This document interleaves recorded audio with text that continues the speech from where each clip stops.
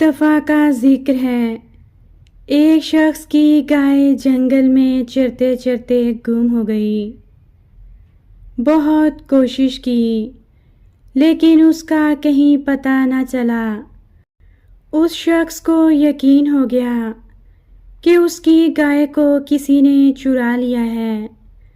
تب اس شخص نے دعا کی، اے خدا، جس شخص نے میری گائے چرائی ہے، اگر وہ آدمی مجھے مل جائے تو میں ایک بکرا تیری راہ میں قربان کروں گا۔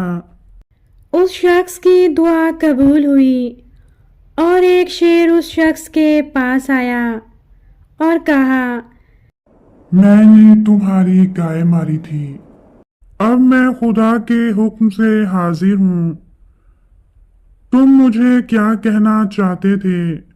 شیر کو دیکھ کر اس شخص کے ہوش خطا ہوئے اور پھر گھبرا کر دعا کی، اے خدا، مجھ کو پہلی منت بھی یاد ہے، وہ بھی دوں گا، اور اگر یہ بلا ٹل جائے تو ایک دمبا قربانی کر دوں گا۔ اس کہانی سے ہمیں یہ سبق ملتا ہے، اگر آدمی کی سب دعائیں قبول ہونا شروع ہو جائیں تو اس کے حق میں بہتر نہ ہو، چونکہ آدمی کو غیب کا علم نہیں۔ کبھی آپ اپنا برا چاہنے لگتے ہیں